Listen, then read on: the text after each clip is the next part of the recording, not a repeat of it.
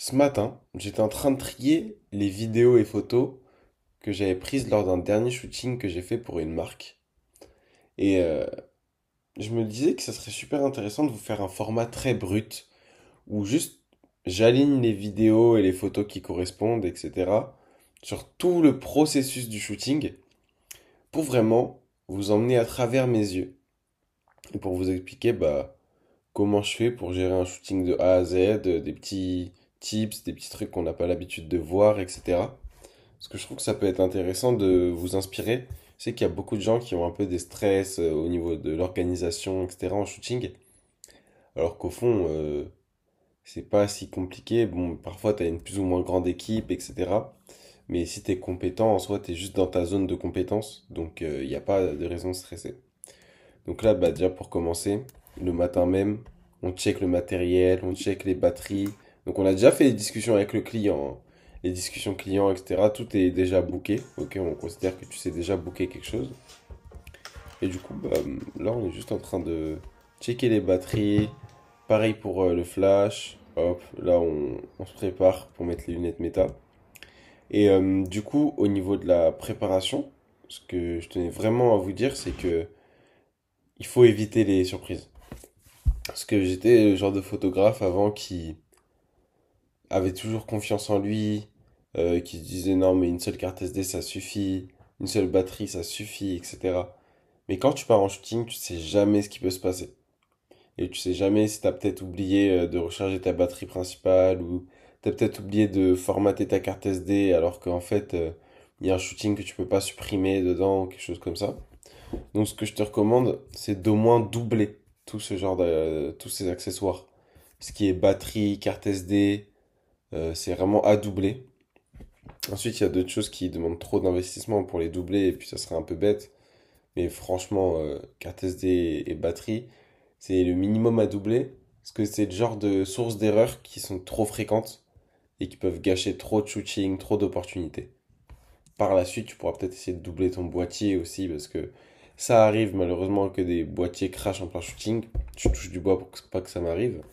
Mais c'est tellement plus rare que c'est une source d'erreur beaucoup moins fréquente. Donc ensuite, on va sur le lieu du shooting. Donc moi, j'aime bien me faire une petite balade avant les shootings. Donc j'y vais rarement directement en transport, mais j'y vais à pied. Et du coup, là, le shooting, c'était pour la marque Boxro et un influenceur, Capi. Du coup, pour cette marque et cet influenceur, on s'est dit que le mieux serait de faire un shooting dans un hôtel, comme ça on se fait pas reconnaître, etc. dans la rue.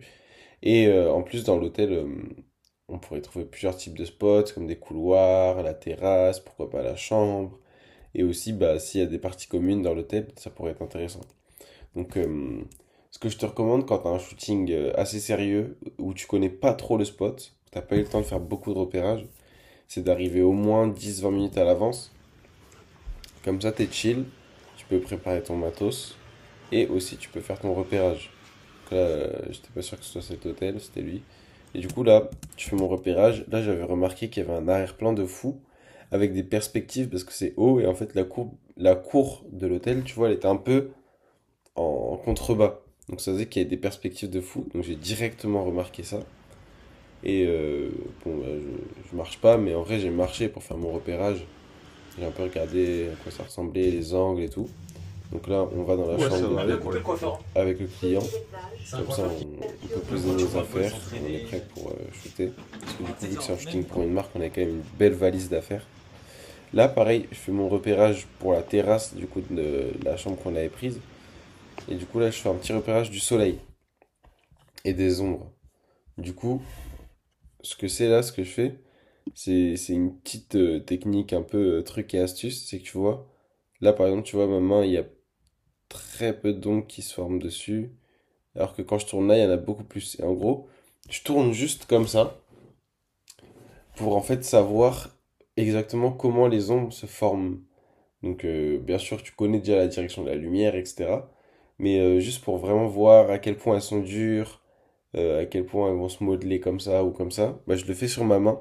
Comme ça, je suis prêt pendant que le modèle se prépare pour justement shooter au mieux. Ensuite, on sort le matos. Normalement, c'est déjà préparé, etc. Et du coup, on a fait ce genre de photos. Donc tu vois que les ombres étaient encore dures parce que on n'a pas pu vraiment choisir l'heure parfaite pour le shooting. Mais bon, on a réussi quand même à bien se débrouiller, on l'a bien orienté. Et ça donne un effet sympa sur les photos, c'est original. C'est un peu moins parfait en termes de lumière que si ça avait été au coucher de soleil. Mais ça donne un style. Donc là, comme d'hab, tu vois, je me rapproche de la barrière pour vraiment créer un effet au premier plan. Donc je pense que tu peux le voir sur les photos. Sur certaines des photos, tu vas le voir, voilà. Tu vois que je me rapproche de la barrière. Voilà, exactement. Cac. Comme ça, tu as ce qu'on appelle une ligne de fuite, entre guillemets, une ligne directrice plutôt, qui va permettre au spectateur de rentrer dans l'image ici et d'aller jusqu'au sujet.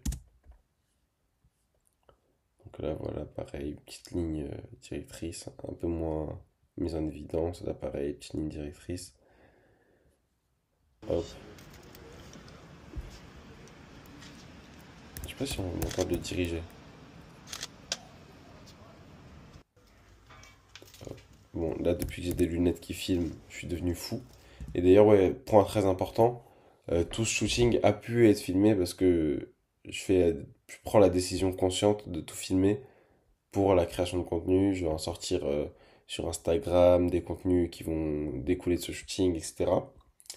Et c'est super important, même si t'as pas encore investi dans des Ray-Ban méta comme moi, etc., de, en conscience, filmer un maximum de plans, même au téléphone, etc., pour vraiment que ton shooting soit un max documenté. C'est Ouais, ultra ouais, c'est pas important. haute ça. Donc là, c'est la deuxième tenue qu'on a shootée, donc c'est une tenue pour l'endurance. En gros, il y a une sorte de gilet là où il peut mettre ses deux gourdes. Donc c'est une tenue de la marque Boxro. Personnellement, j'utiliserai sûrement jamais ça. Enfin, j'ai pas prévu de faire de marathon pour le moment. Mais écoute, c'était cool. Ça donne des photos là en action, tu vois. Un peu en contre-plongée. Je trouvais ça plus original de le shooter en contre-plongée pour ce genre de plan.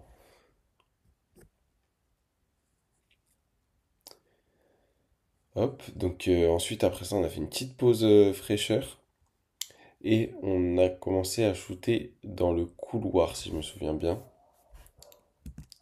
Donc là pareil, une pause en mouvement tu vois, c'est le type de pose que je préfère personnellement.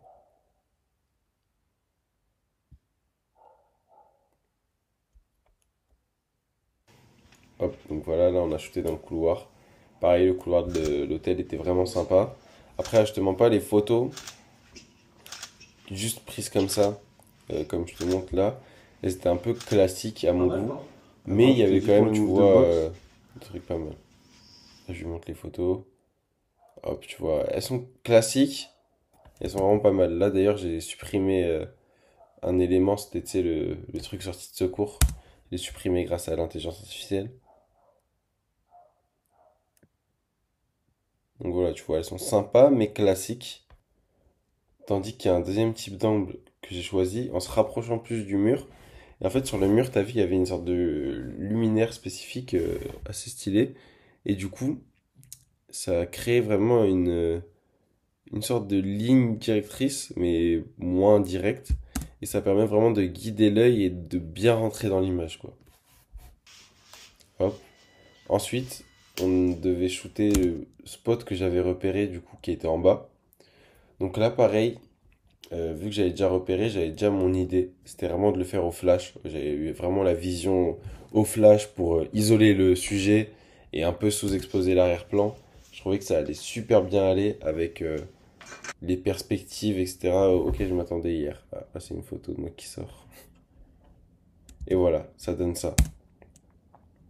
Ça donne vraiment, tu vois, une photo avec le sujet qui est bien exposé par le flash et du coup l'arrière-plan où je décide de le sous-exposer un peu par rapport au sujet pour que le sujet ressorte vraiment à fond.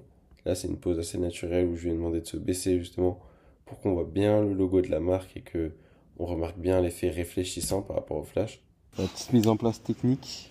Hop, j'ai eu des petits problèmes de flash d'ailleurs, donc on a unplug et replug et ça a marché. Ok, parfait. Tac.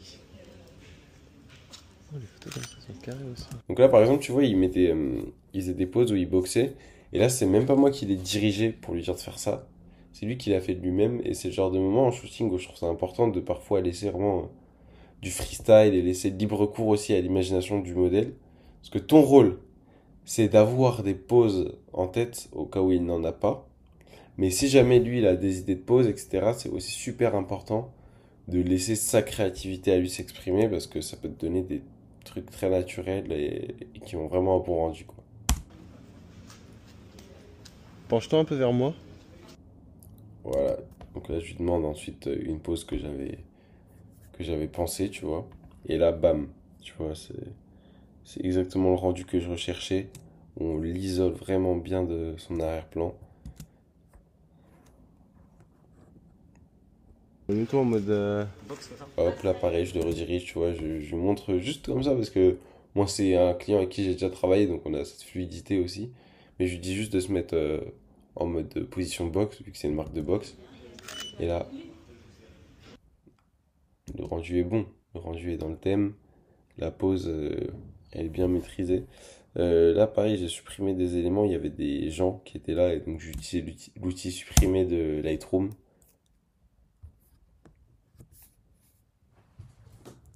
Hop, petite autre pause, petite variante.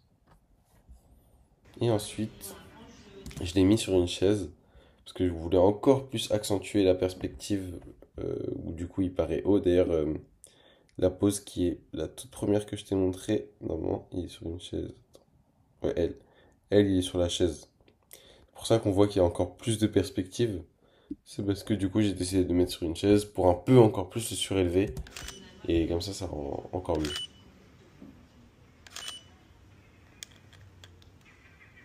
Donc Essaye moi, de tourner dans dans l'autre ce sens. genre de shooting, j'hésite pas à prendre pas mal de photos.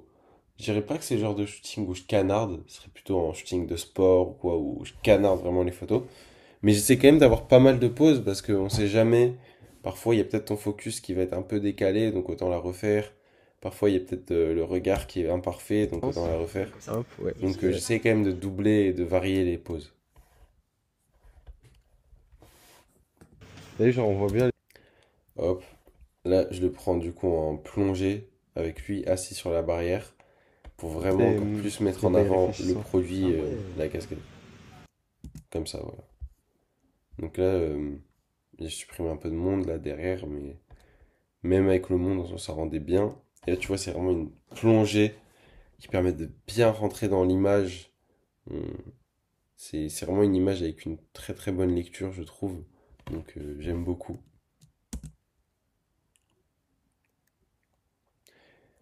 Et ensuite, normalement, voilà, j'ai fait aussi comme ça, donc en réutilisant mon idée précédente où je l'expose plus que l'arrière-plan. Et là, d'ailleurs, petite spécificité pour celle-ci. Bon, là, franchement, je te donne plein de conseils à la volée, mais c'est vraiment une vidéo entre guillemets de niche, tu vois. Je m'attends pas à que ça fasse des milliers de vues, c'est pas du tout le but de cette vidéo. Mais c'est pour que toi, qui regardes bah, jusqu'ici, tu puisses avoir des conseils vraiment spécifiques. Donc, tu vois cette photo-là, et j'ai mis un gros masque pour baisser la luminosité de l'arrière-plan, parce qu'au final, elle était un peu trop élevée. Et ensuite, j'ai juste exclu le sujet du masque, comme ça s'est mis que sur l'arrière-plan. Et ensuite, lui, je lui ai mis un petit filtre en plus pour que il paraisse un peu plus lumineux. Tu penses que ça fait beau ou pas? Pas trop. Attends, je regarde. Ouais, c'est pas carré. Donc là, pareil, il m'a donné une idée de pose, avec vraiment le mur en arrière-plan, et bam, très bonne idée qu'il a eue. Comme tu peux voir, ça rend vraiment un rendu brut, qui va très bien avec l'image de la marque Boxro. Donc là encore, petite pause box. Ensuite, c'est la fin du shooting, donc j'avais fait mon taf sur le terrain. Donc là, on rentre directement à la maison. Et aujourd'hui, enfin, ce jour-là, j'avais le temps. Donc je me suis dit que j'allais directement exporter et faire mon pré-tri des photos pour que dès le lendemain, on puisse avoir vraiment fini le travail. Donc ouais, je travaille plutôt vite. C'est vraiment ce que je préfère parce que j'ai l'impression d'être encore un peu dans le mood du shooting, etc.